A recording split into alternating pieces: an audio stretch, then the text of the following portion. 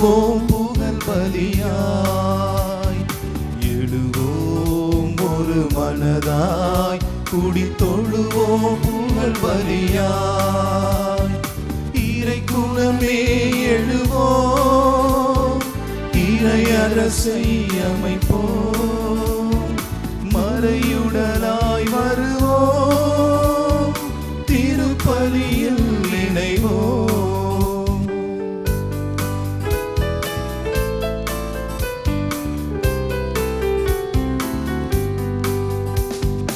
இருளின் ஆட்சியை முறியடிக்க அன்று நிகழ்ந்த பலியை நினைப்போம்.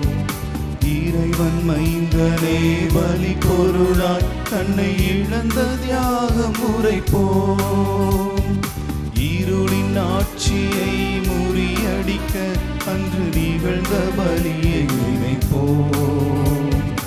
இறைவன் மைந்தனே பலி பொருளாய் தன்னை இழந்த தியாகம் உரைப்போம். சுயநலம் மறைய சமத்துவம் வளர அன்பு பரிவு கொண்ட இறை குலம் வளர்ப்போம். இறை குலமே எழுவோம், இறையரசை அமைப்போம், மறையுடலாய் வருவோம், திருப்பலியில் இணைவோம். தந்தை மகன் தூய ஆவியின் பெயராலே ஆமென். நம் ஆண்டவராகிய இயேசு கிறிஸ்துவின் அருளும் கடவுளின் அன்பும் தூய ஆவியாரின் நட்புறவும் உங்கள் அனைவரோடும் இருப்பதாக. உம் ஆன்மாவோடும் இருப்பதாக. கிறிஸ்து இயேசுவில் அன்புக்கும் பாசத்திற்கும் உரிய சகோதர சகோதரிகளே, மீண்டும் இயேசு உங்களை சந்திக்க வருகிறார். அவருடைய ஆசீரை உங்களுக்கு தருகிறார். இன்றைய அருமையான நாளிலே திருச்சபையானது நல்லாயன் என்ற கருத்துடைய வாசகத்தை நமக்கு அறிவுறுத்துகிறது. நல்லாயன் எப்படிப்பட்டவர்? முதலில் நம்மை அன்பு செய்கிறவர், நம்மை அறிந்து வைத்திருப்பவர், நம்முடைய குரல்களை அவர் கேட்பவர், நம்முடைய இதயத்திலிருந்து எழும்புகின்ற ஆழமான துயர்களையும் கவலைகளையும் துன்பங்களையும் மகிழ்ச்சியையும் அவர் கேட்டு நமக்கு ஆறுதல் தருபவர். அவர் அன்றாடம் நம்மை காத்து கொண்டு வருகிறார், தண்ணீர் தருகிறார், பசுமையான புல்வெளியில் நமக்கு மேய்ச்சல் தருகிறார், நம்மை பாதுகாத்து வருகிறார், எல்லா எதிரிகளிடமிருந்தும் நமக்கு காவல் தருகிறார், தன் உயிரையே நமக்கு தருகிறார். இவ்வாறாக நல்ல ஆயன் என்பவர் தன்னுடைய உயிரையும் நமக்காக பணயம் வைக்கும் ஒரு நல்ல தந்தையாக, ஒரு நல்ல கடவுளாக இருக்கின்றார். இவருக்கு ஈடு இணையாக ஒரு கடவுளை பார்க்கவே முடியாது. இவரிடம் நாம் சரணாகதி அடைவோம், இவரை நம்புவோம். இவரை நம்புவோர் நிலை வாழ்வை பெறுவர் என்று சொல்லி இருக்கிறது. அன்புக்குரியவர்களே, நான் இந்த உலகத்திற்கு வந்தேன், ஆடுகள் வாழ்வு பெறும் பொருட்டும் அதுவும் நிறைவாக பெறும் பொருட்டும் நான் இந்த உலகத்தில் வந்தேன் என்று ஆண்டவர் சொன்னார். அதை யோவான் நற்செய்தியாளர் 10ஆம் அதிகாரம் 10வது வசனத்திலே பார்க்கலாம். இந்த நிறைவாழ்வின் சொந்தக்காரர்களாக நாம் என்றும் வாழ ஆண்டவரை இறுதியாக பற்றி கொள்வோம், அவருடைய பாதுகாப்பிலே என்றும் வாழ்வோம். இந்த நோய்கள், துன்பங்கள், இடர்கள், எல்லா வறுமைகள் எல்லாவற்றையும் நீக்கி நமக்கு பாதுகாப்பும் செழுமையும் வளமையும் தருவார் என்ற நம்பிக்கையில் இந்த திருப்பலியில் நுழைவோம். தவறுகளுக்காக மனம் வருந்தி மன்னிப்பு கேட்போம்.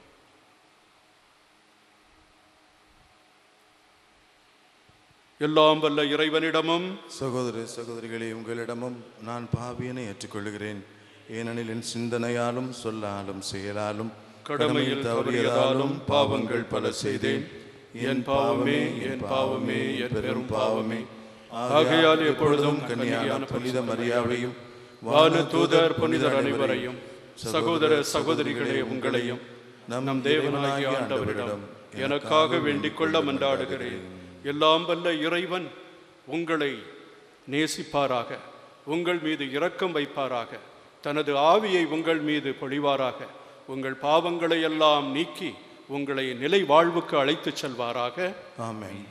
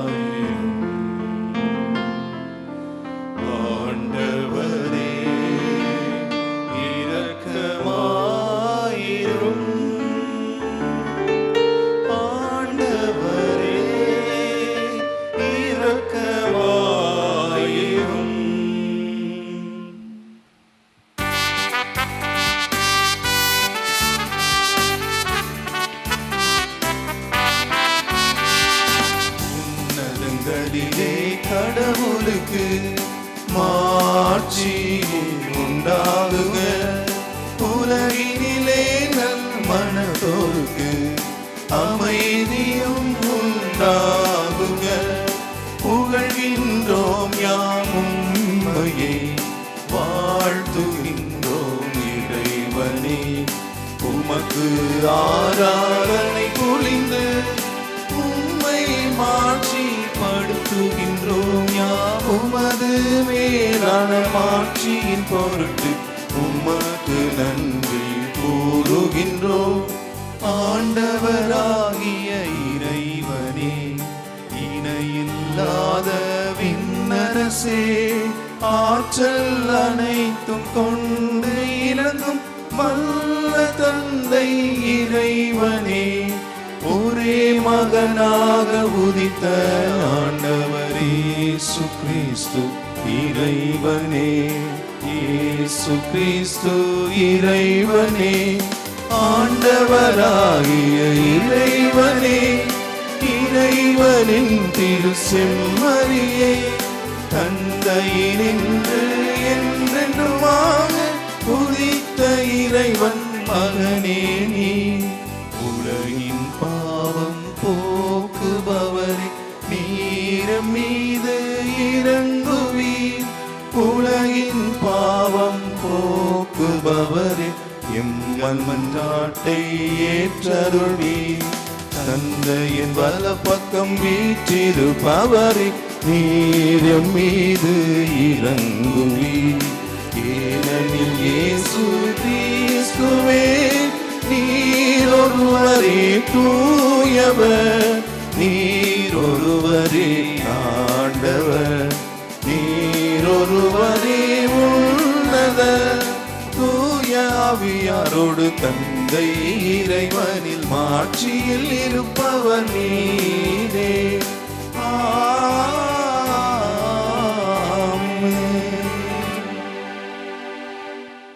மன்றாடுவோமாக. என்றும் இரக்கமுள்ள இறைவா, விண்ணவரின் மகிழ்ச்சியில் நாங்கள் பங்கு கொள்ள எங்களை அழைத்துச் செல்கின்றீர். அதனால் நல்லாயராகிய கிறிஸ்து துணிவோடு முன்னரே சென்றுள்ள இடத்திற்கு பணிவுள்ள மந்தையாகிய நாங்களும் வந்து சேர்வோமாக.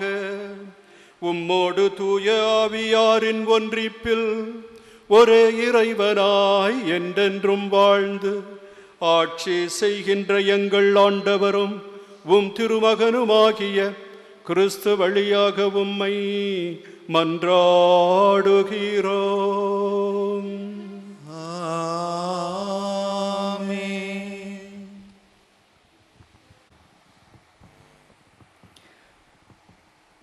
திருத்தூதர் பணிகள் நூலிலிருந்து வாசகம்.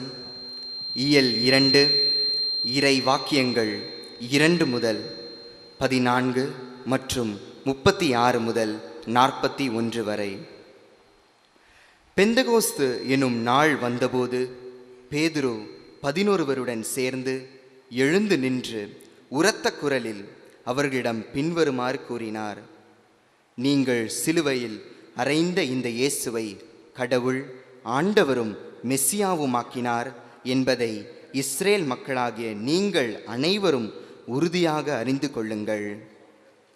அதை கேட்ட அவர்கள் உள்ளம் குத்தப்பட்டவர்களாய் பேதுருவையும் மற்ற திருத்தூதர்களையும் பார்த்து, சகோதரரே, நாங்கள் என்ன செய்ய வேண்டும் என்று கேட்டார்கள். அதற்கு பேதுரு அவர்களிடம், நீங்கள் மனம் மாறுங்கள், உங்கள் பாவங்களிலிருந்து மன்னிப்பு பெறுவதற்காக ஒவ்வொருவரும் இயேசு கிறிஸ்துவின் பெயரால் திருமுழுக்கு பெறுங்கள். அப்பொழுது தூய ஆவியை கொடையாக பெறுவீர்கள். ஏனென்றால் இந்த வாக்குறுதியானது உங்களுக்கும் உங்களது பிள்ளைகளுக்கும் தொலையில் உள்ள யாவருக்கும் ஆண்டவராகிய கடவுள் தம்மிடம் அழைக்கும் அனைவருக்கும் உரியது என்றார். மேலும் அவர் பல்வேறு சான்றுகளை எடுத்து கூறி, நெறிகெட்ட இந்த தலைமுறையிலிருந்து உங்களை காப்பாற்றிக் கொள்ளுங்கள் என்று அறிவுறுத்தினார். அவருடைய வார்த்தைகளை ஏற்றுக்கொண்டவர்கள் திருமுழுக்கு பெற்றார்கள். அன்று ஏறக்குறைய 3000 பேர் அவர்களோடு சேர்க்கப்பட்டனர்.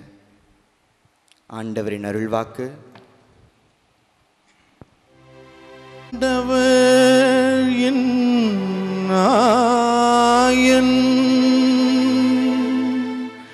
எனக்கு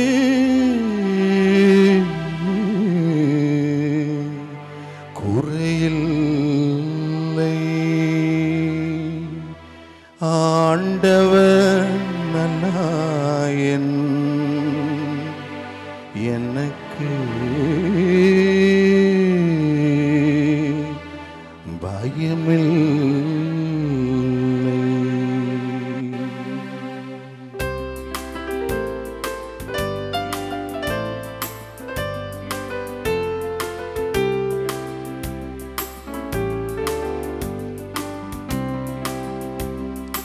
ஆண்டவர் என் நாயனாக இருக்கின்றார், எனக்கு குறையில்லையே.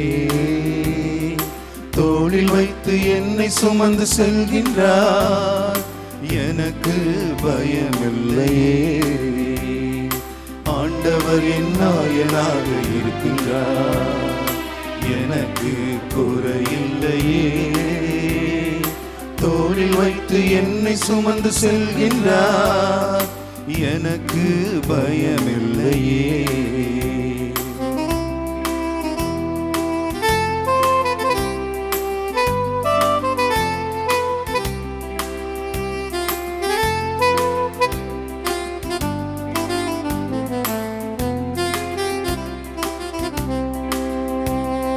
பசுமையான புல்வெளியில் நடத்தி செல்வதால் எனக்கு குறையில்லையே. அமைதியான நீர்நிலைக்கு அழைத்து செல்வதால் எனக்கு குறையில்லையே. பசுமையான புல்வெளியில் நடத்தி செல்வதால் எனக்கு குறையில்லையே. அமைதியான நீர்நிலைக்கு அழைத்து செல்வதால் எனக்கு குறையில்லையே. புத்துயிர் அளித்து புது வாழ்வு தந்து அன்பினில் நனைத்து அருளினை பொழிந்து நீதியில் அமைதியில் என்றும் என்னை வழி நடத்தும் ஆண்டவர் என் நாயனாக இருக்கின்றார், எனக்கு குறையில்லையே. தோளில் வைத்து என்னை சுமந்து செல்கின்றார், எனக்கு பயமில்லையே.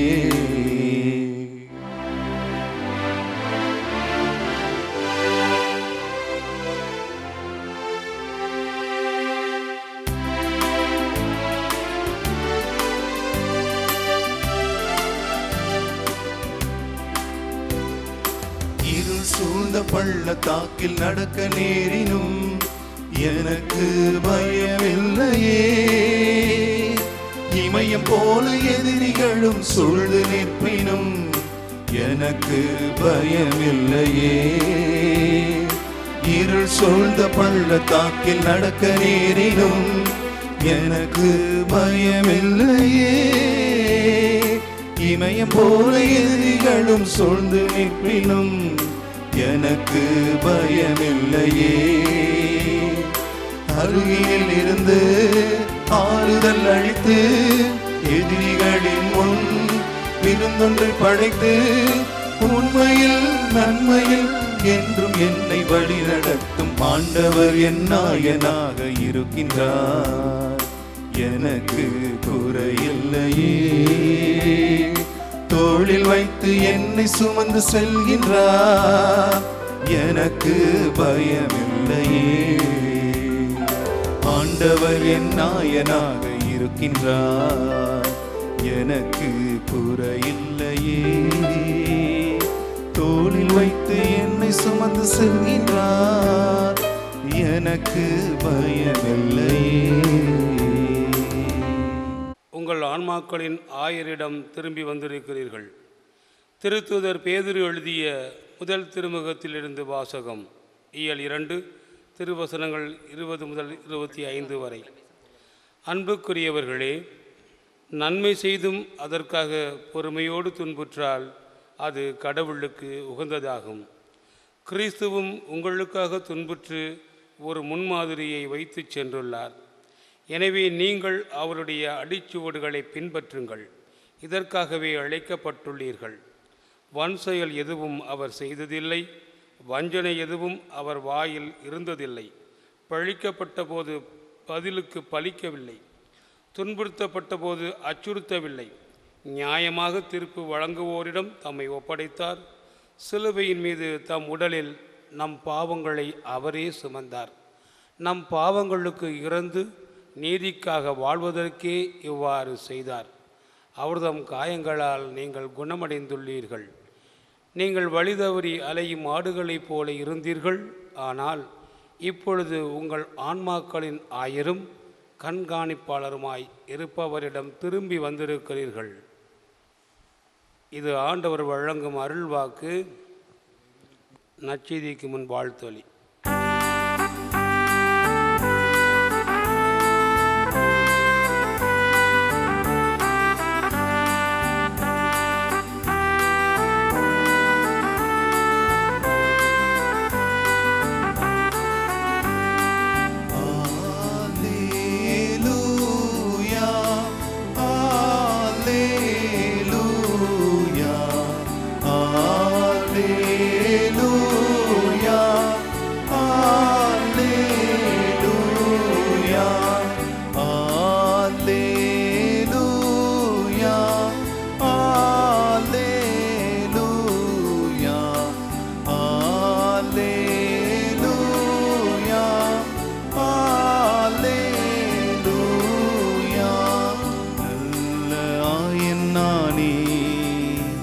என் நாடுகளை அறிவேன், என் நாடுகளும் என்னை அறிந்திருக்கின்றன.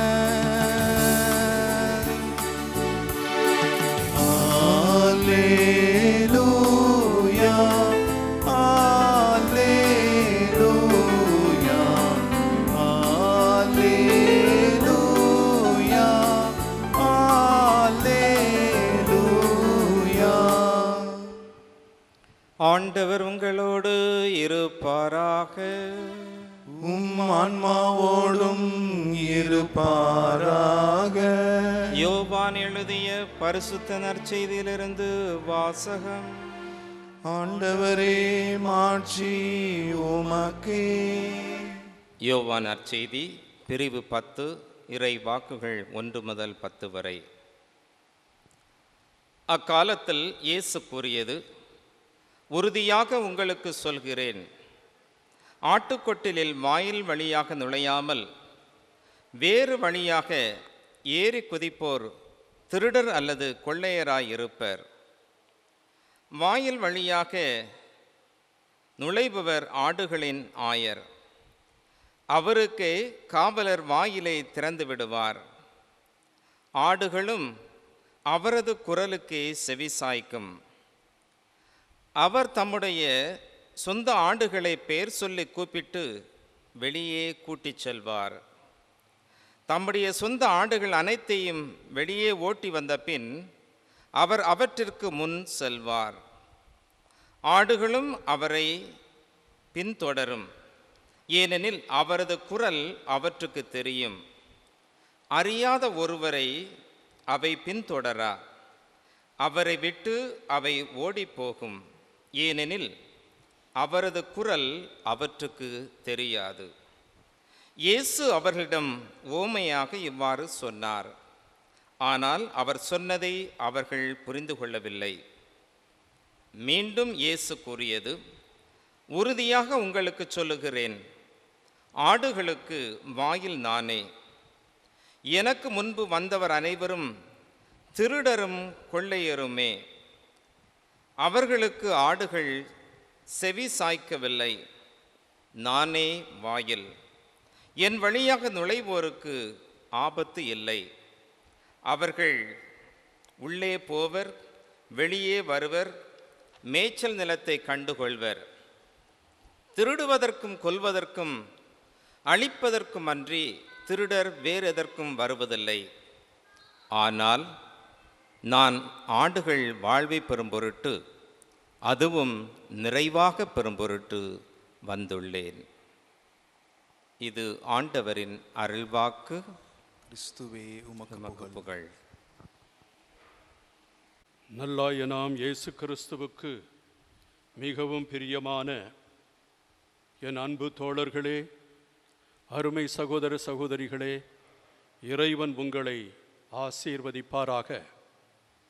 இந்த அருமையான ஞாயிறிலே இறைவன் இயேசு வீட்டில் இருக்கின்ற நம் அனைவரையும் தேடி வருகிறார். அவர் நல்ல ஆயன். அவர் நம்மை ஒன்று கூட்டிச் சேர்ப்பார், நமக்கு ஆசீர் வழங்குவார், புல்லுள்ள இடங்களில் நம்மை அழைத்துச் செல்வார். நமக்கு எந்தவித இடையூறும் வராமல், எந்தவித ஆபத்தும் வராமல் அவரே முன்னின்று நம்மை பாதுகாப்பார். நமக்கு எப்பொழுதும் அவர் உறுதுணையாக இருப்பார். அவர் கையில் ஒரு கோலை கொண்டிருப்பார். அந்த கோலால் நம்மை வழிநடத்துவார். அது அன்பும் இரக்கமும் கருணையும் நிறைந்த கோலாகவும், அதே நேரத்தில் அவர் களி ஒன்று வைத்திருப்பார். 23வது அதிகாரம் திருப்பா நீங்கள் பார்ப்பீர்கள். உமது கோலும் உமது களியும் என்னை தேற்றும். அந்த களியை வைத்து அதிகாரத்தோடு நம்மை வழிநடத்துவார். இங்கே வாருங்கள், அங்கே செல்லுங்கள் என்றெல்லாம் சொல்லுவார். அன்புக்குரியவர்களே, யோவான் 9வது அதிகாரத்தில் நீங்கள் பார்த்தீர்கள் என்றால், குருடருக்கு பார்வை அளித்துவிட்டு ஆண்டவர் அவர்களுக்கு ஒளியாகவும் அவர்களுக்கு வழியாகவும் விளங்குவார். 9வது அதிகாரத்தில் குருடருக்கு பார்வை அளித்த அந்த இறைவன் 10வது அதிகாரத்தில் நல்லாயனாக வந்து நமக்கு வாழ்வும் அதுவும் நிறைவாழ்வும் வழங்குகின்றார் என்பதை இன்றைய வாசகம் நமக்கு எடுத்துரைக்கிறது. இது ஒரு அற்புதமான ஒரு நிலை. ஆயர்கள் எப்படிப்பட்டவர்கள் என்பதை பார்ப்போம். பழைய ஏற்பாட்டின்படி இந்த ஆயர்கள் வீட்டில் தங்குபவர்கள் அல்ல, இவர்கள் வெட்ட வெளியில் தங்குபவர்கள். இவர்கள் நாடோடிகள். செல்லுகின்ற இடங்களிலெல்லாம் கூடாரம் அமைத்து, ஆடுகளுக்கு பட்டியல் அமைத்து, அந்த ஆட்டுக்கிடைக்கு பக்கத்திலே தூங்கிக் கொண்டிருப்பவர்கள். எவ்வளவு மிகவும் அரிய பெரிய வாழ்வு பாருங்கள். இந்த வாழ்வை சாதாரணமான நாம் வாழ முடியாது. ஒரு இடையர் குளிரிலும் பனியிலும் வெயிலிலும் எல்லாவற்றிலும் அந்த ஆடுகளோடு அவர் இருக்க வேண்டும். அவர் அதற்காக ஒரு பட்டியலை அமைத்து விட்டார் என்றால் அந்த பட்டியில் அவைகள் இருக்கும். அந்த பட்டியில் ஒரு வாயில் இருக்கும். அந்த வாயிலை அந்த நல்லாயன் மட்டும்தான் செல்ல முடியும். இதில் நீங்கள் கவனிக்க வேண்டியது ஒன்று. முதலில் இயேசு சொல்லுகிறார், நல்ல ஆயருக்கு காவலன் அந்த வாயிலை திறந்து விடுவான் என்று. அப்படி என்றால் இவர் வாயில் அல்ல, இவர் நல்ல ஆயன். இவர் நல்ல ஆயனாக இருக்கிறார். இவர் தன்னுடைய ஆடுகளை சந்திக்க வரும் பொழுது அந்த பட்டியல் இருக்குது இல்லையா, பட்டி, அதனுடைய திறவுகோலை அவன் திறந்து இந்த ஆயருக்கு அந்த கதவை திறந்து விடுவான். அப்பொழுது இவர் நல்ல ஆயராக இருக்கிறார். இன்னொரு இடத்தில் இவர் என்ன சொல்லுகிறார்? இந்த ஆட்டுப்பட்டிலுக்கு வாயில் நானே என்று சொல்லுகிறார். இவரே ஆயனாகவும் இருக்கிறார், இவரே வாயிலாகவும் இருக்கிறார். என்ன அருமை பாருங்கள்! இந்த ஆயன் மந்தை உருவகத்தை நாம் ஆழமாக புரிந்து கொள்ள வேண்டும் என்றால் இதில் இருக்கின்ற சிறிய சிறிய கருத்துக்களையும் வாழ்வில் நமக்கு தருகின்ற பாடங்களையும் கற்றுக்கொள்ள வேண்டும். இயேசு நல்லாயனாக இருக்கிறார். அப்படி என்றால் அவர் ஒரு நாடோடி, அவர் ஒரு பரதேசி, அவர் பல இடங்களுக்கு சென்று வரக்கூடியவர், மந்தைகளை தேடி தேடி அலைபவர். காணாமற் போனதை அவர் தேடி கண்டுபிடிக்க வேண்டும். அது மட்டுமல்ல, நல்ல வழிகளை அவர்களுக்கு காட்ட வேண்டும். அவர்களுடைய குரலை அந்த ஆடுகள் அறிகின்றன. குரலை அறிகிறது என்பது மிகவும் அற்புதமானது. அந்த குரலை ஒன்றை ஒன்று அறிகிறது என்றால் ஆழ்ந்த உறவு அங்கே ஏற்படுகிறது, பரீட்சையும் அங்கே ஏற்படுகிறது. ஆயனுக்கும் அந்த ஆட்டு மந்தைக்கும் இடையே இருக்கின்ற அந்த உறவு வலுப்படுகிறது. இவருடைய குரலொலியை அந்த ஆடுகள் கேட்கும், அந்த ஆடுகள் அவருக்கு கீழ்ப்படியும். அவர் எங்கு சொல்ல விரும்புகிறாரோ அங்கே அது செல்லுமாம். விவிலியத்தில் நாம் கூர்ந்து வாசித்தோம் என்றால் நமது ஆண்டவராகிய குரல் எப்படி இருக்கும் என்றால், நடங்கள் என்று சொன்னால் அதற்காக ஒரு குரல் ஒலி இருக்குமாம். நீங்கள் அங்கேயே நில்லுங்கள் என்று சொன்னால் அதற்காக ஒரு குரல் ஒலி இருக்குமாம். அந்த ஆட்டு மந்தையில் இருக்கின்ற தலைமை ஆட்டை இவர் ஒரு குரல் சொல்லி கூப்பிடுவாராம், அந்த தலைமை ஆடு வருமாம். இதெல்லாம் வியப்பாக இருக்கிறது. ஒரு ஆயன் எப்படி தன்னுடைய மந்தையோடு உறவு வைத்துக் கொள்ளுகிறான்? அவைகளை பிரிப்பான், ஒவ்வொரு ஆடையும் பிரித்து அவைகளை பட்டியில் கொண்டு வந்து சேர்ப்பான். அவைகளுக்கு புல்தரை இவன் தேட வேண்டும், நீர் எங்கிருக்கிறது என்று கண்டுபிடிக்க வேண்டும். இவனுடைய வாழ்வே வித்தியாசமானது. இவன் பயிர் செல்லுகிறவர்களோடு போய் சண்டை போட வேண்டும். சில சமயத்தில் இந்த ஆடுகள் அந்த வரம்பை மீறி பயிர் செய்கிறவர்களுடைய அந்த மேய்ச்சலில் சென்று அங்கே அந்த பயிர்களை சாப்பிட்டு விடும். அவன் அந்த ஆட்டை அடித்து சில சமயத்தில் கொன்று விடுவான், அல்லது சில சமயத்தில் அதற்காக பணயம் கேட்பான்.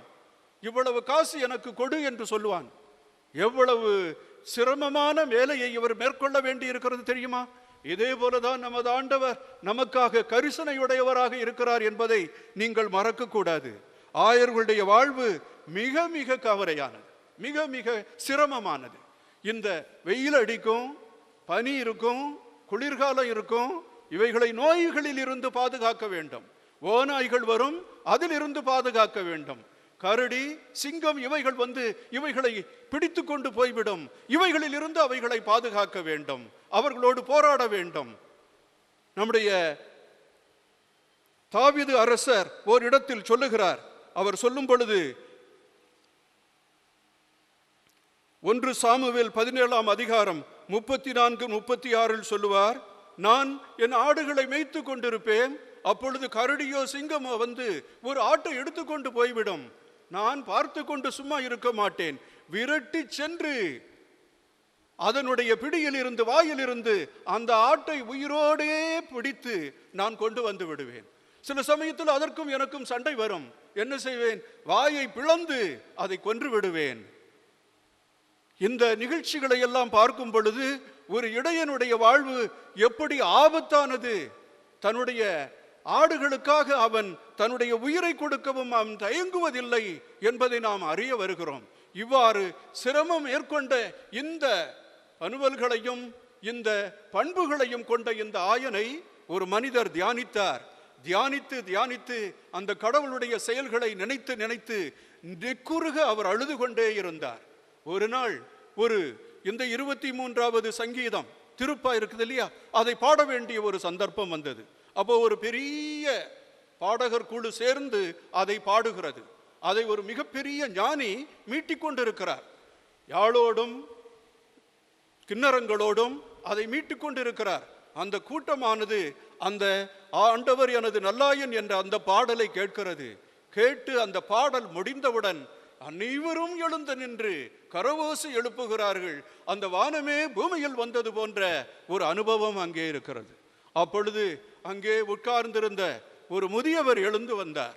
அவரும் எழுந்து வந்து அந்த பாடலை எந்தவித இசையும் இன்றி தானாகவே குரல் எழுப்பி பாடினார். அவர் பாடியவுடனே அந்த கூட்டமானது அமைதியாக இருந்தது. எந்த ஆரவாரமும் செய்யவில்லை. அந்த பாடல் முடிந்தவுடன் அந்த கூட்டம் எழுந்து நின்று கைதட்டி ஆரவாரம் சென்றாமல் கண்ணீர் வடித்ததாம். அந்த பெரியவர் பாடிய அந்த பாடலை நமது ஆண்டவராகிய கடவுள் எவ்வாறு ஒரு ஆயனாக இருக்கிறார், அவர் நமக்கு புல்லுள்ள இடங்களில் வைத்து அமர்ந்த தண்ணீர்கள் அண்டையில் கொண்டு போய் விடுகிறார், மரண இருளின் பள்ளத்தாக்கில் நடந்தாலும் அவர் எந்த தீமையும் நமக்கு அணுகாது, நாம் பயமின்றி இருக்கலாம் என்று சொல்லுகிறார். நமக்கு ஒரு விருந்தினை ஏற்பாடு செய்கிறார். நம்முடைய எதிரிகள் எல்லாம் மனம் குமுகிற அளவுக்கு அவர் அந்த ஏற்பாடுகளை எல்லாம் செய்து நம்மை பாதுகாக்கிறார் என்ற அந்த செயல்களை எல்லாம் இவர் ஒவ்வொன்றாக எழுதி பாடிய பொழுது அந்த மக்கள் எல்லாரும் கண்ணீர் விட்டார்களாம். உடனே அந்த பெரிய பாட்டு கூட்டத்தை நடத்திய தலைவர் வந்தார். நான் பாடிய பொழுது எல்லாரும் ஆரவாரம் செய்தார்கள், நீங்கள் பாடிய பொழுது ஏன் அவர்கள் அழுகிறார்கள் என்று சொல்லி அவரிடம் கேட்ட பொழுது அவர் என்ன சொன்னார்? கூர்ந்து கவனியுங்கள், உங்களுக்கு அந்த சங்கீதம் நன்றாக தெரியும், 23வது அதிகாரமுடைய அந்த திருப்பா உங்களுக்கு நன்றாக தெரியும், ஆனால் எனக்கு அந்த ஆயனை நன்றாக தெரியும் என்று பதிலளித்தாராம். என்ன வித்தியாசம் பாருங்கள். அந்த ஆயனை நாம் அறிந்திருக்கிறோமா? அவரை தெரிந்திருக்கிறோமா? அவரை புரிந்திருக்கிறோமா? அதுதான் மிக முக்கியம். நம்முடைய வாழ்வில் இறைவன் எப்படிப்பட்டவர் என்பதை நமக்கு எடுத்து காட்டுகின்றார். அது மட்டுமல்ல, நானே வாயில் என்று சொல்லுகிறார். என் வழியாக செல்பவன் பயமின்றி செல்வான். ஆண்டவர் நம்முடைய வாயில் என்றால் அவர் விண்ணகத்திற்கு நாம் செல்வதற்கு அவர் ஒரு பாதையாக அமைகின்றார். மற்றவர்கள் எல்லாம் திருடர்கள், கொள்ளைக்காரர்கள், அவர்கள் உங்களுக்கு சரியான வழியை காட்டவில்லை, நான் உங்களுக்கு அந்த உண்மையான வழியை காட்டுகிறேன் என்று சொல்லுகிறார். நமது ஆண்டவராகிய கடவுள் தந்தையிடமிருந்து வந்தவர். அந்த தந்தையிடமிருந்து வந்தவர் அந்த ஆடுகளை எல்லாம் அன்பு செய்கிறார். அவருடைய அன்பை எப்படி நாம் கண்டுகொள்ள முடியும் என்றால், யோவான் 10வது அதிகாரம் 17வது வசனத்தில் என் தந்தை என்னை அன்பு செய்கிறார், நான் என் உயிரை கொடுக்கிறேன் என்று சொல்லுகிறார். இவர் தன்னுடைய உயிரை மந்தைகளுக்காக கொடுத்து தன்னுடைய அன்பை தந்தைக்கு காண்பிக்கிறாராம். இதுதான் ஆயனுடைய அன்பு. நமக்கு பாதுகாவலராக இருக்கின்ற, நம்மை வழிநடத்துகின்ற, நம்மை கைகோர்த்து அழைத்து செல்லுகின்ற ஒரு ஆயன் எப்படிப்பட்டவராக இருக்கிறார் என்றால், நமக்காக தன்னுடைய உயிரையும் கொடுக்கிறார். நமக்காக எதையும் செய்ய அவர் தயாராக இருக்கிறார். அவருடைய பாடுகள், அவருடைய மரணம், இவைகளெல்லாம் நமக்கு அதை எடுத்து சொல்லுகின்றன. இந்த நல்ல ஆயன் எப்படி நம்மை வழிநடத்துகிறார் என்பதை 23வது சங்கீதத்தில் இருந்து பார்க்கலாம். நாம் எல்லோரும் குறையில்லாமல் வாழ்வதற்கு, அன்புக்குரியவர்களே, இந்த காலத்தில் ஏழைகள் நிறைய பேர், இன்றைக்கு 1.5 மாதம் ஆகிறது, நமக்கு உணவில்லை, நம்மிடம் காசு இல்லை, நமக்கு நல்ல வேலை இல்லை, நம்முடைய உயிரை பாதுகாக்க நாம் எதுவும் செய்ய முடியவதில்லை. ஆனால் ஆண்டவர் எப்படி நம்மை பராமரிக்கிறார்? எத்தனையோ நல்ல உள்ளங்கள் நம்மை பராமரிக்கின்றன. இதையெல்லாம் நீங்கள் கவனிக்கின்றீர்களா? முக்கியமாக ஏழைகள், விளிம்பு நிலையில் உள்ளவர்கள், வேலைக்கு போக முடியாதவர்கள், எந்த காசும் சம்பாதிக்க முடியாதவர்கள். நேற்று நான் இந்த ஒளிபரப்புதலை எல்லாம் கேட்டுக்கொண்டிருந்தேன். அப்பொழுது சிறுதொழில் செய்கின்ற ஒருவர் மிகவும் அழுதே விட்டார். 1 மாதமாக எங்களுக்கு எந்த விதமான வருமானமும் இல்லை, எந்தவித தொழிலும் இல்லை, நீங்கள் ஒவ்வொரு நாளை அறிவித்துக் கொண்டே செல்லுகிறீர்கள், இந்த ஒவ்வொரு நாளும் எங்களுக்கு ஒரு வேதனையாகவும் ஒரு நரகமாகவும் இருக்கிறது, நாங்கள் எங்கே செல்வோம்? எங்களுடைய குடும்பத்தை காப்பதா, எங்களுடைய குழந்தைகளுக்கு நாங்கள் தீனி போடுவதா, எங்கள் தொழிலை நாங்கள் காப்பதா? எதுவுமே எங்களால் புரியவில்லையே, ஏதாவது இதற்கு ஒரு தீர்வு காணுங்கள், ஒரு வழி செய்யுங்கள் என்று சொல்லி அவர் கதறி எழும் பொழுது நம்முடைய நெஞ்சமே பதைபதைக்கிறது. அன்புக்குரியவர்களே, நமது ஆண்டவர் இந்த காலத்தில் எத்தனையோ ஏழைகளை எத்தனையோ நல்ல உள்ளங்கள் வழியாக கவனித்து வருகிறார். அதை நாம் மறக்கக்கூடாது. அவருடைய காயங்களால் நாம் குணமடைந்தோம். அவர் ஏழைகளுக்கெல்லாம், பசியுற்றவர்களுக்கெல்லாம் உணவாக வருகிறார். நீங்கள் 34வது அதிகாரம் எசேக்கியேல் சென்று பாருங்கள். அவர் அந்த ஆட்டு மந்தைகளை எல்லாம் மலையுள்ள இடங்களில் மேய்த்து கொண்டு வருகிறார். அங்கே புல் இருக்கும், அங்கே இளைப்பாறச் செய்கிறார், தண்ணீர் கொடுக்கிறார். அவைகள் பழுதுபட்டவைகளுக்கு அவர் பாதுகாப்பு கொடுக்கிறார். கால் முறிந்தவைகளுக்கு கட்டு போடுகிறார். அதை தன்னுடைய தோள் மீது சுமந்து வருகிறார். தன்னுடைய உயிரினும் மேலாக இந்த மந்தையை அவர் கவனிக்கிறார். ஆண்டவர் நம்மீது காட்டுகின்ற இந்த அன்பு அளவுக்கு அதிகமானது. இதை நாம் உணர்வதில்லை. 1876, இன்னைக்கு 200 ஆண்டுகளுக்கு முன்னால் அன்புக்குரியவர்களே, மதுரையில் ஒரு பஞ்சம் ஏற்பட்டதாக நான் கேள்விப்பட்டேன். அந்த பஞ்சத்தின் போது ஏராளமான மக்கள் உண்ண உணவின்றி பசியின் கொடுமையால் இறந்து விட்டார்கள். அவர்கள் எலும்பும் தோலுமாக நடந்து திரிவதை பார்த்து ஒரு அம்மா, அவர்களுக்கு 2 பங்களா இருந்தது, 2 செல்வம் இருந்தது, நகையெல்லாம் இருந்தது, பட்டினியினால முன்னாலே மாய்வதை பார்த்து அவர்களுடைய இதயம் கனிந்து வழிந்தது. எனவே 20 பேருக்கு அவர் கூலிட்டார், கூளை செய்து அவர்களுக்கு கொடுத்தார். கவர்மெண்ட் கூட எதையும் கண்டுகொள்ளவில்லை. அந்த இவர் கூழ் கொடுக்கிறார், இவர் கஞ்சி கொடுக்கிறார் என்று சொன்ன உடனே மதுரை நகரமே நகர்ந்து அவருக்கு வீட்டுக்கு முன்னால வந்துட்டது. அதை பார்த்து அவர் பதறவில்லை. 2 50 ஆனது, 50 1000 ஆனது, 1000 2000 ஆனது. 2000 பேருக்கும் ஆட்களை கூப்பிட்டு தன்னிடம் இருந்த எல்லா செல்வத்தையும் செலவழித்து அவர்களுக்கு உணவு அளித்தார். ஓராண்டு காலமாக அந்த உணவை அளித்துக் கொண்டிருந்தார். இவர் இந்த உணவை அளிப்பதை பார்த்து அரசாங்கத்தை எல்லோரும் கேலி செய்தார்களாம். அப்பொழுதுதான் அந்த கலெக்டர் வந்து, நானும் உங்களுக்கு உணவு தர்றேன் அப்படின்னு சொன்னாராம். ஆனா ஒரு கண்டிஷன், அதுல தூத்துக்குடியும் வருது. மதுரையிலிருந்து தூத்துக்குடிக்கு வரக்கூடிய அந்த ட்ரெயின் பாதையில நீங்க வேலை செய்யணும். உங்களுக்கு வேலை செய்தாதான் உங்களுக்கு அஞ்சு கஞ்சி ஊத்துவேன். அந்த ஏழைகளை காலையிலிருந்து சாயந்தரம் வரைக்கும் வேலையும் பழுவை தாங்க முடியாம அவங்க கஷ்டப்பட்டு உழைத்து, ஏனென்றால் அந்த ஒரு நேரத்துக்கு கூழ் வேணுமே என்று சொல்லி அவர்கள் உழைத்திருக்கிறார்கள். அவர் இந்த பஞ்சத்தை பார்த்து, இந்த இக்கட்டான நிலையை பார்த்து அந்த ஏழைகளுடைய வயிற்றை சுரண்டி இருக்கிறார்கள். தலைவர்களே சுரண்டி இருக்கிறார்கள். இப்படிப்பட்ட தலைவர்கள் நல்ல ஆயர்களுக்கு எதிரடையானவர்கள். பாருங்க, இப்படி இருக்கு அரசாங்கம். இப்படி கொஞ்சம் பேருக்கு கஞ்சி ஊத்தி இருக்குது. ஆனா அவர்கள் வேலை செய்யும் பொழுது யார் வேலை செய்ய முடியும்? கொஞ்சம் கட்டுமுட்டா இருக்கக்கூடியவங்க. ஆனா வயோதிகர்கள், குழந்தைகள் எப்படி வேலை செய்ய முடியும்? அவங்க எல்லாரும் இந்த அம்மா கிட்ட போனாங்க. எதுவும் எதிர்பார்க்காம இந்த அம்மா கஞ்சி ஊத்தினாங்க. 1 வருஷமா கஞ்சி ஊத்தி முடிஞ்ச பிற்பாடு தன்னுடைய பங்களா இருந்தது, அதையும் வித்துட்டாங்க. தன்னுடைய நகை நட்டு இருந்தது, அதையும் வித்துட்டாங்க. கடைசியில ஒரு ஓலை குடிசையில போய் வண்டி இருக்கிறாங்க. அங்க 2 மாசம் இருக்கும் பொழுது, பஞ்சமெல்லாம் தீர்ந்த பொழுது கொடிய நோய் அவர்களை தாக்கியது. அவர்கள் இறந்து விட்டார்கள். மதுரை நகரம் முழுவதுமே அந்த தாய்க்காக அழுதது. இது வரலாற்றில் பதிவு செய்யப்படவில்லை. அங்கே தேவதாசி என்று உள்ள ஒரு அம்மா இருந்தாங்க. அந்த அம்மா கூழ் ஊத்துனாங்க அப்படின்னு தான் சொல்லப்பட்டிருக்கிறதை ஒழிய அவர்களுடைய வரலாறு, அவர்களுடைய பிறப்பு, அவர்களுடைய வேலைப்பாடுகள் எல்லாமே சொல்லப்படவில்லை. இப்படி நமக்கு தெரியாத எத்தனையோ நல்லுள்ளம் படைத்தவர்கள், நம்மை அறியாதவர்கள், நமக்கு உறவில்லாதவர்கள் எங்கிருந்தோ நம்மை காத்து கொண்டிருக்கிறார்கள். இவர்கள் தான் நல்ல ஆயர்கள். நீயும் நல்ல ஆயனாக மாறலாம், நானும் நல்ல ஆயனாக மாறலாம். எப்பொழுது? இந்த ஏழைகளுக்காக கொஞ்சம் தியாகம் செய்யும் பொழுது, ஏன் முடிந்ததென்றால் இவர்களுக்காக உயிரையே கொடுக்க வரும் பொழுது, நல்ல ஆயன் உங்களில் தென்படுவார், என்னில் தென்படுவார். நல்ல ஆயனை நாம் இங்கே வாசித்து விட்டு நம்முடைய வாழ்வில் நாம் நல்ல ஆயனாக இல்லாத பொழுது அது கடவுளுக்கே எதிரடையாக நாம் செய்கின்றது. இந்த வைத்துக்கொண்டு பிறருக்கு கொடுக்காமல் எல்லாவற்றையும் பறித்து சேர்த்து வைப்பவர்கள் கொள்ளைக்காரர்களும் திருடர்களும் என்று சொல்லி ஆண்டவர் சொல்லுகிறார். அன்புக்குரியவர்களே, நல்ல ஆயனாகிய இயேசுவை பின்பற்றி நீங்களும் பிறருக்கு பகிர்ந்து கொண்டு பிறரையும் வாழ வைக்க விரும்புகிறீர்களா? அல்லது இந்த நல்ல சந்தர்ப்பத்தை பயன்படுத்தி அயோக்கியத்தனமாக அவர்களுக்கு கிடைக்க வேண்டியதை நீங்களே பறித்து கொண்டு வஞ்சகமாக நீங்கள் வாழ விரும்புகிறீர்களா? இதை நீங்களே தீர்மானித்துக் கொள்ளுங்கள். இன்றைய 2வது வாசகத்துல மிகவும் அருமையாக சொல்லப்பட்டிருக்கிறது. நமது ஆண்டவராகிய இயேசு வன் செயல் எதுவும் அவர் செய்ததில்லை, வஞ்சனை எதுவும் அவர் வாயில் இருந்து வந்ததே இல்லை.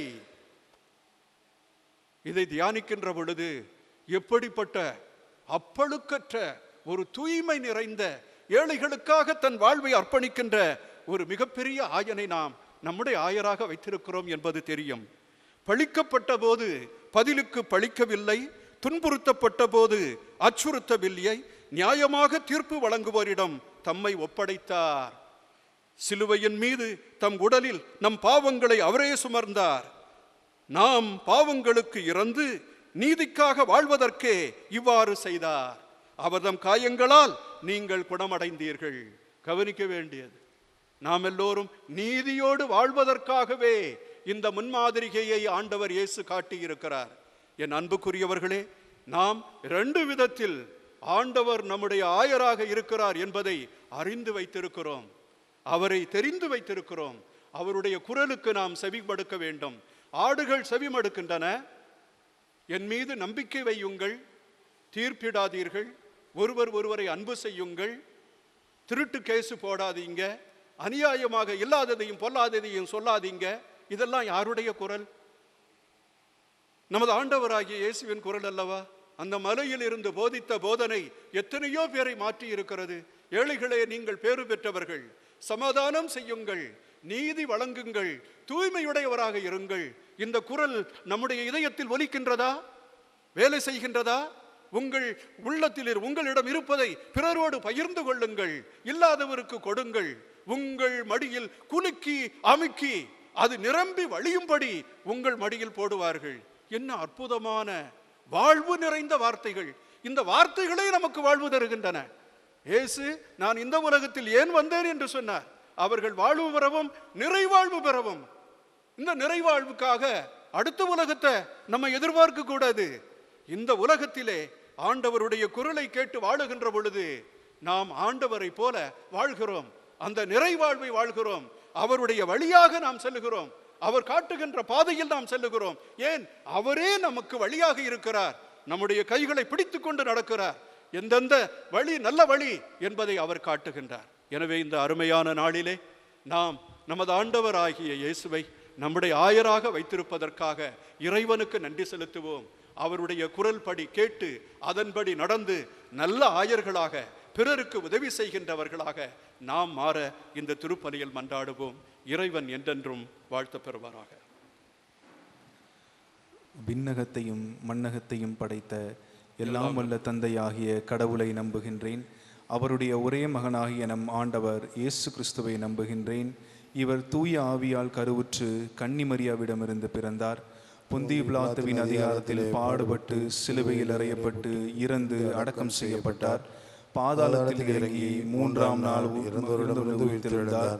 விண்ணகத்துக்கு எழுந்தருளி எல்லாம் வல்ல தந்தையாகிய கடவுளின் வலப்பக்கத்தில் வீற்றிருக்கின்றார்.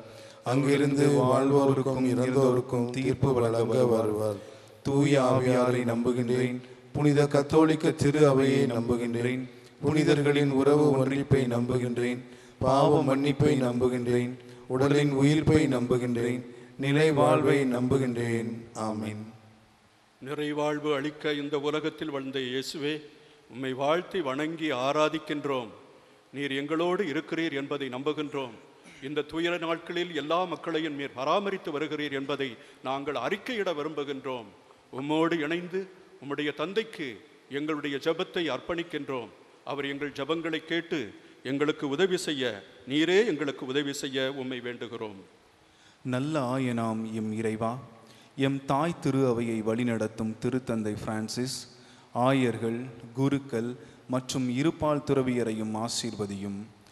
அவர்கள் மக்களாகி எங்களை எல்லா சூழ்நிலைகளிலும் நீதியில் வழிநடத்தவும், கொரோனா பாதுகாப்பு, ஊரடங்கால் அடைக்கப்பட்டுள்ள ஆலயங்கள் அனைத்தும் விரைவில் திறக்கப்பெற்று மீண்டும் நாங்கள் உம்மை மனதார ஆராதிக்கவும் வரமருள வேண்டும் என்று இறைவா உம்மை மன்றாடுகின்றோம்.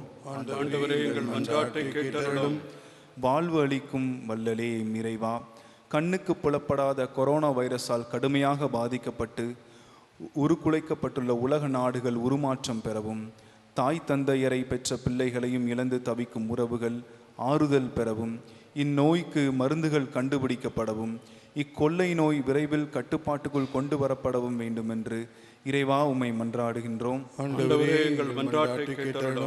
வாழ்வு தரும் உணவே எம் இறைவா, கொரோனா கொள்ளை நோயால் பாதிக்கப்பட்டு இறப்பதை காட்டிலும் பசி பட்டினியால் மக்கள் இறக்கும் அவல நிலை மாற வேண்டும் என்று உம்மை மன்றாடுகிறோம்.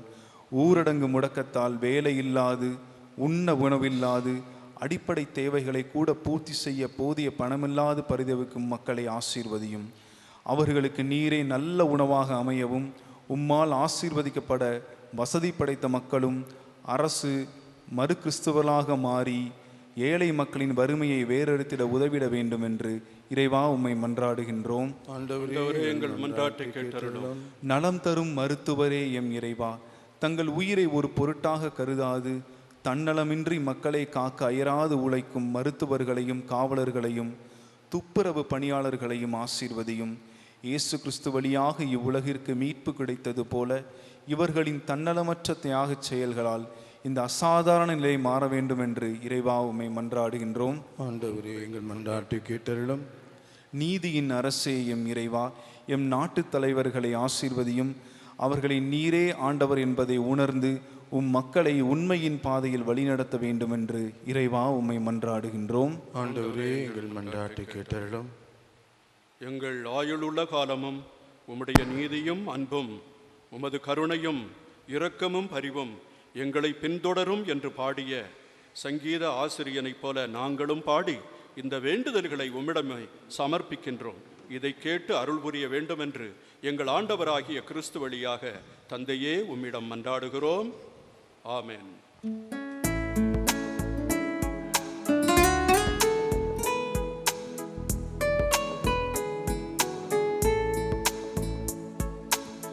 இறைவன் என்றென்றும் வாழ்த்த பெறுவாராக.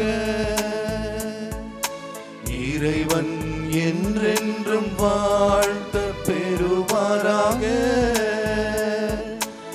ஆண்டவரே, அனைத்துலகின் இறைவா, உம்மை போற்றுகிறோம். ஏனெனில் உமது அருட்பெருக்கிலிருந்து அப்பத்தை பெற்று கொண்டோம். நிலத்தின் விளையும் மனித உழைப்பான அப்பத்தை உமக்கு படைக்கின்றோம். இது எங்களுக்கு வாழ்வை அளிக்கும் அப்பமாக மாறும். இது எங்களுக்கு வாழ்வை அளிக்கும் அப்பமாக மாறும். இறைவன் என்றென்றும் வாழ்த்த பெறுவாராக. இறைவன் என்றென்றும் வாழ்த்த பெறுவாராக. அன்புமிக்க சகோதர சகோதரிகளே, என்னுடையதும் உங்களுடையதுமான இந்த திருப்பலி எல்லாம் வல்ல தந்தைக்கு ஏற்ற பலியாகும்படி ஜெபியுங்கள். ஆண்டவர் தமது பேரின் புகழ்ச்சிக்காகவும் ஆட்சிக்காகவும் நமது நன்மைக்காகவும் புனித திரு அவை அனைத்து நலனுக்காகவும் அது கையிலிருந்து பலி ஏற்றுக்கொள்வாராக. ஆண்டவரே, இப்பாஸ்கா மறை நிகழ்வுகள் வழியாக எங்களை என்றும் மக்களிக்கச் செய்திட உம்மை வேண்டுகின்றோம். அதனால் நாங்கள் தொடர்ந்து புரியும் பரிகாரச் செயல் எங்களுக்கு முடிவில்லா பேரின்பத்தின் காரணமாக அமைவதாக. எங்கள் ஆண்டவராகிய கிறிஸ்து வழியாக உம்மை மன்றாடுகிறோம். ஆமென். ஆண்டவர் உங்களோடு இருப்பாராக. உம் ஆன்மாவோடும் இருப்பாராக. இதயங்களை மேலே எழுப்புங்கள்.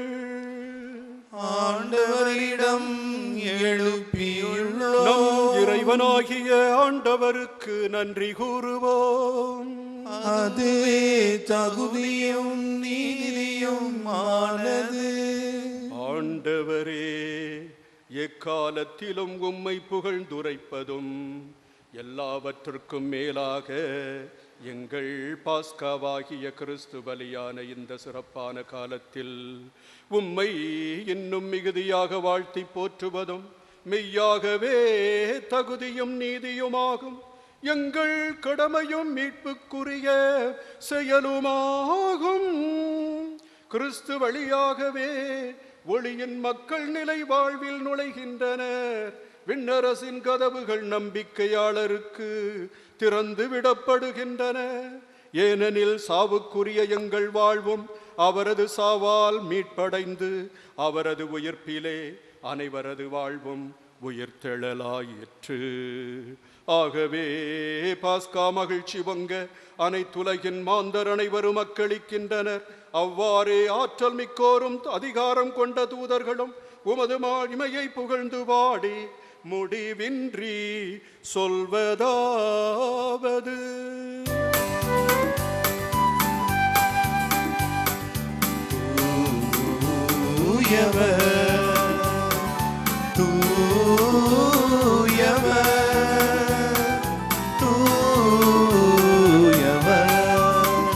வான்படைகளின் கடவுளமாண்டவர், விண்ணகமும் மண்ணகமும் உமது மாட்சியால் நிறைந்துள்ளன. உன்னதங்களிலே ஓசன்னா, உன்னதங்களிலே ஓசன்னா. ஆண்டவர் பெயரால் வருகிறவர் ஆசி பெற்றவர். உன்னதங்களிலே ஓசன்னா, உன்னதங்களிலே ஓசன்னா.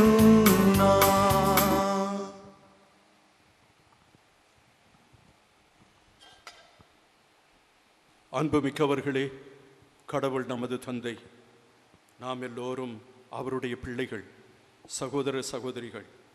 ஒருவருக்கு துன்பம் ஏற்பட்டாலும் அது நமக்கு ஏற்பட்டது போல அந்த வலி நமக்கும் இருக்க வேண்டும். அந்த மகிழ்ச்சியில் நாமும் பங்கு பெற வேண்டும்.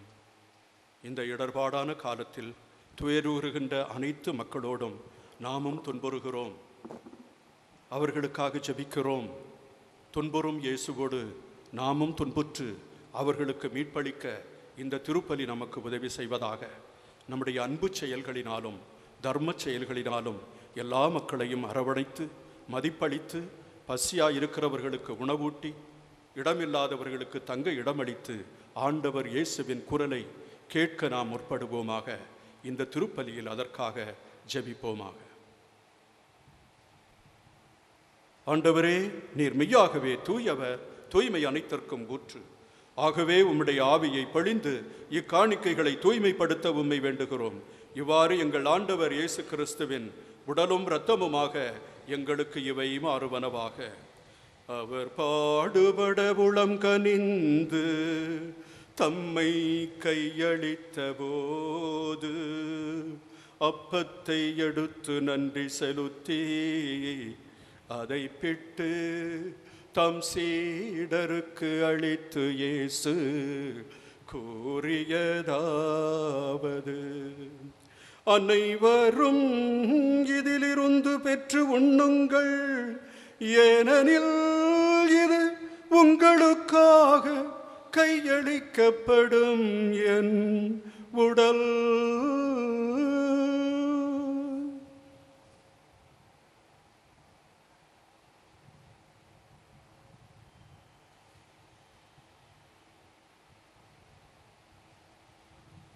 அவ்வண்ணமே இரவு விருந்தை அருந்தியபின் கிண்ணத்தையும் எடுத்து மீண்டும் உமக்கு நன்றி கூறி தம் சீடர்களுக்கு அளித்து இயேசு கூறியதாவது: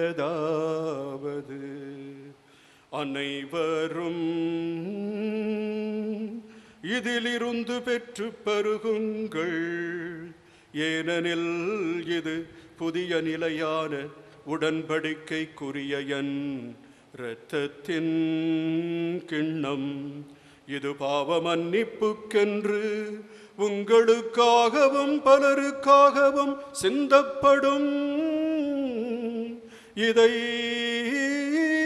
என் நினைவாகச் செய்யுங்கள். இதை என் நினைவாக செய்யுங்கள்.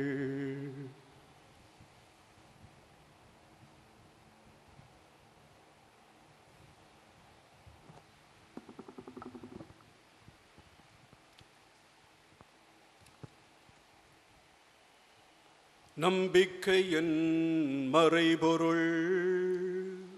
ஆண்டவரே, நீர் வருமளவும் உமது இறப்பினை அறிக்கையிடுகின்றோ, உமது உயிர்ப்பினையையும் எடுத்துரைக்கின்றோ.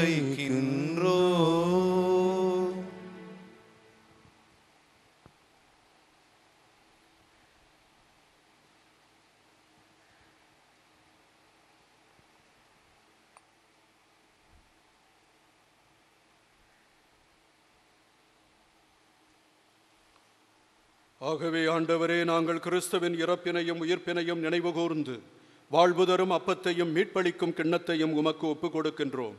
உம் திருமுன் நின்று ஊழியம் புரிய தகுந்தவர்களை எங்களை ஏற்றுக்கொண்டீர். எனவே உமக்கு நன்றி செலுத்துகின்றோம்.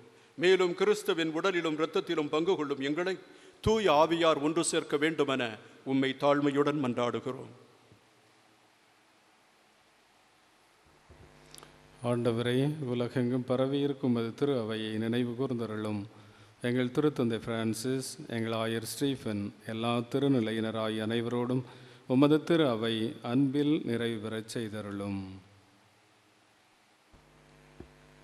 மேலும் உயிர்த்தெழும் எதிர்நோக்குடன் துயில் கொள்ளும் எங்கள் சகோதரர் சகோதரிகளையும் இறந்தோர் அனைவரையும் இரக்கத்துடன் நினைவு கூர்ந்து உமது திருமுக ஒளியினுள் ஏற்றருளும். எங்கள் அனைவர் மீதும் இரக்கமாயிரும். கடவுளின் கன்னித்தாயான புனித மரியா, அவருடைய கணவரான புனித யோசேப்பு, புனித திருத்தூதர்கள், இவ்வுலகில் உமக்கு உகந்தவராய் இருந்தவராகிய புனிதராகிய அனைவருடன் நாங்கள் நிலைவாழில் பங்கு கொள்ளும் தகுதி பெற்று உம் திருமகன் இயேசு கிறிஸ்து வழியாக உம்மை புகழ்ந்தேத்தும் வரமருள உம்மை மன்றாடுகிறோம்.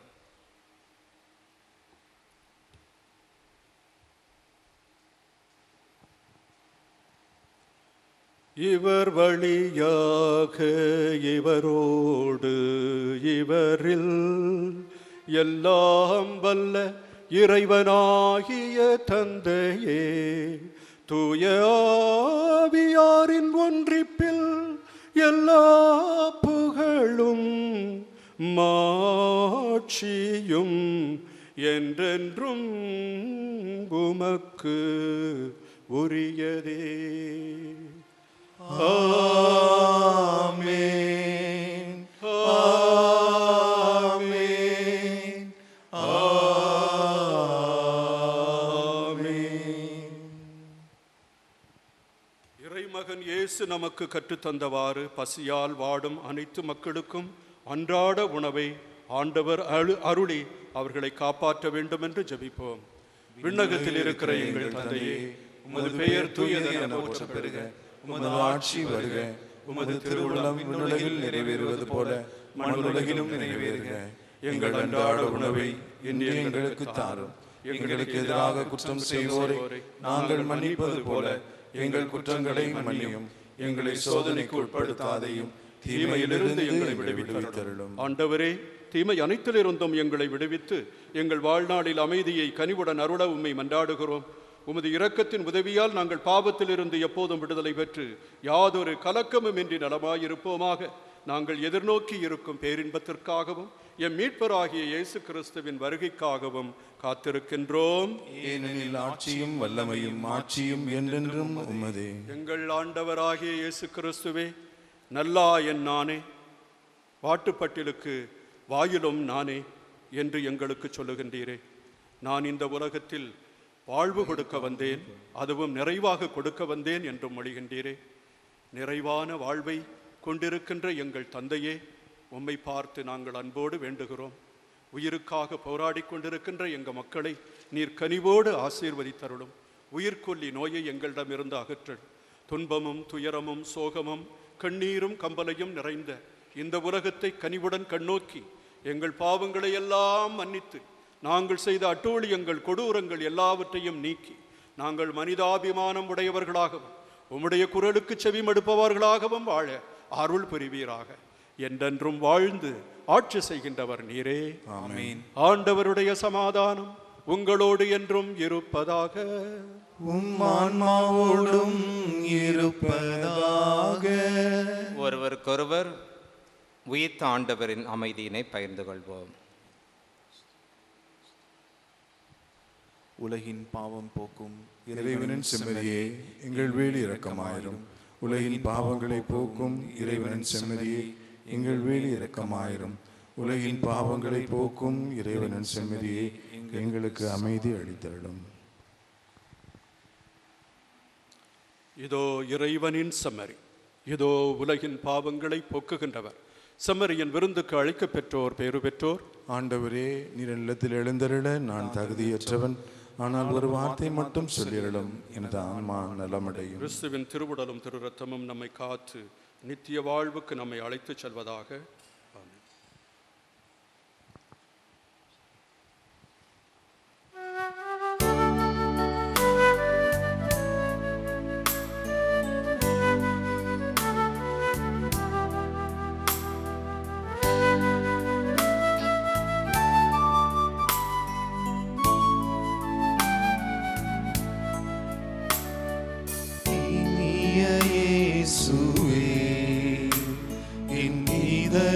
வாருமே, தனியாய் பேசவே மனம் உனையே நாடுதே. இனிய இயேசுவே, என் இதயம் வாருமே, தனியாய் பேசவே மனம் உனையே நாடுதே.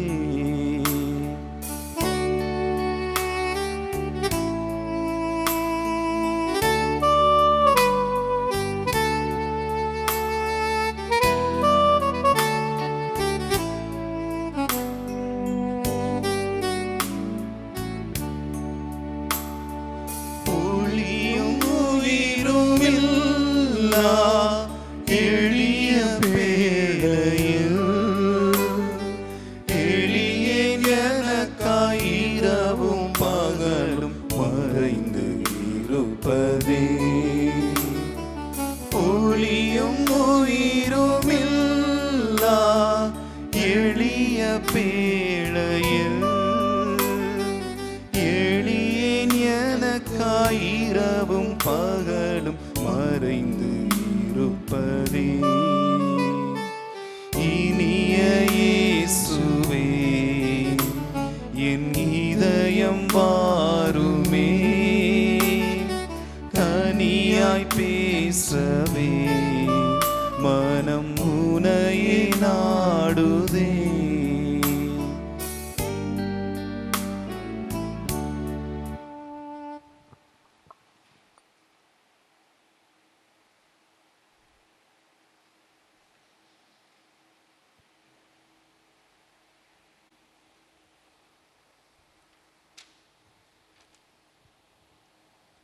மன்றாடுவோமாக.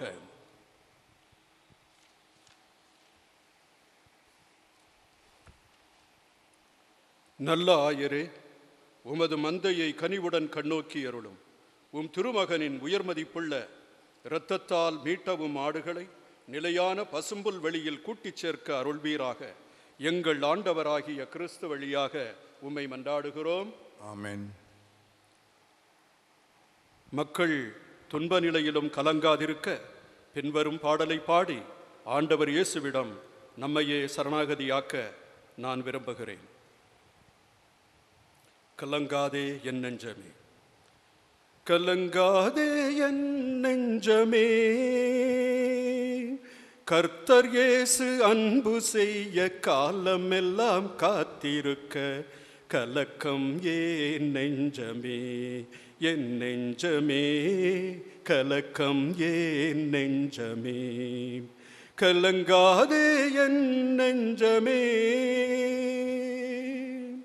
இருளும் புயலும் உன்னை என்ன செய்திடும், அருளும் அன்பும் பொழியும் இயேசு அருகிருக்கையில்.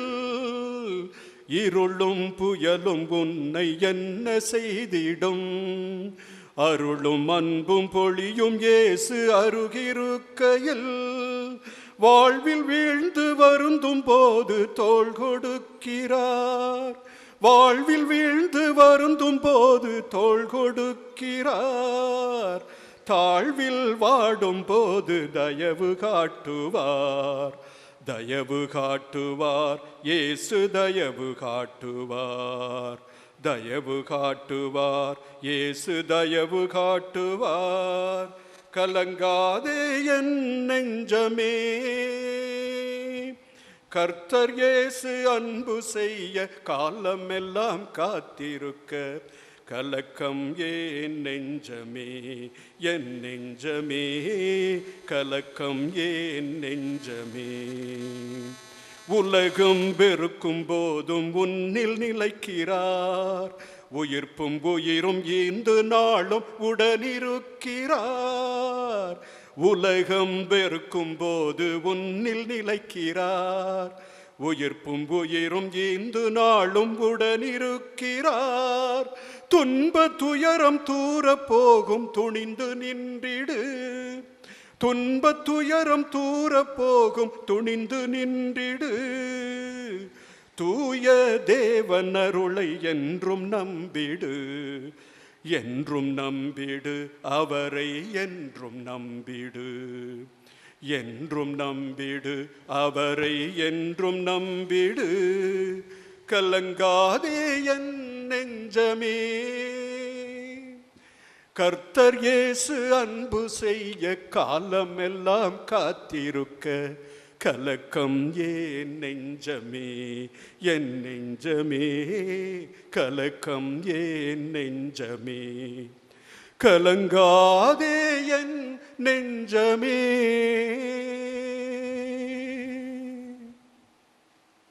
ஆம் அன்பு மக்களே, கலக்கம் வேண்டாம், பயம் வேண்டாம், அச்சம் வேண்டாம். இறைவன் இயேசு, நல்லாயன் இயேசு நம் அருகில் இருக்கின்றார்.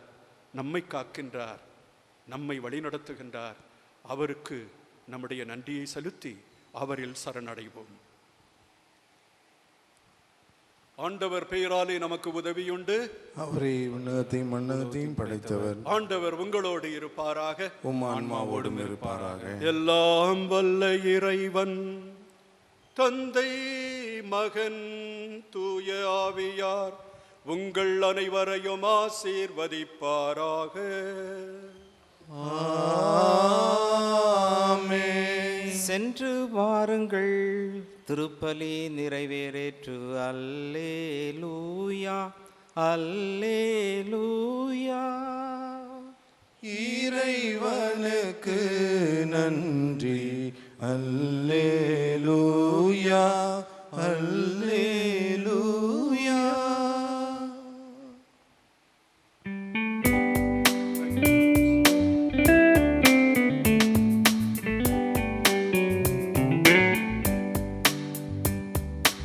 அலகின் முழுமை தாயே, அலகையின் தலை மிதித்தாயே, உலகினில் ஒளியேற்றிடவே அமலனைய மக்களித்தாயே. அலகின் முழுமையை தாயே, அலகையின் தலை மிதித்தாயே, உலகினில் ஒளியேற்றிடவே அமலனைய மக்களித்தாயே.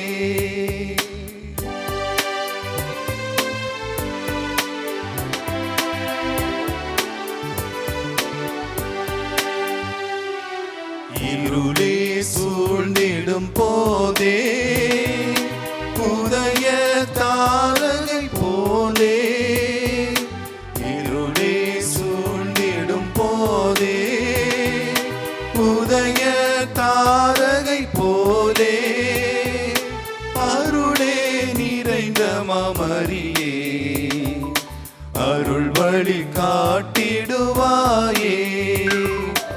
அலகின் முழுமை தாயே, அலகையின் தலை மிதித்தாயே, உலகினில் ஒளியேற்றிடவே அமலனைய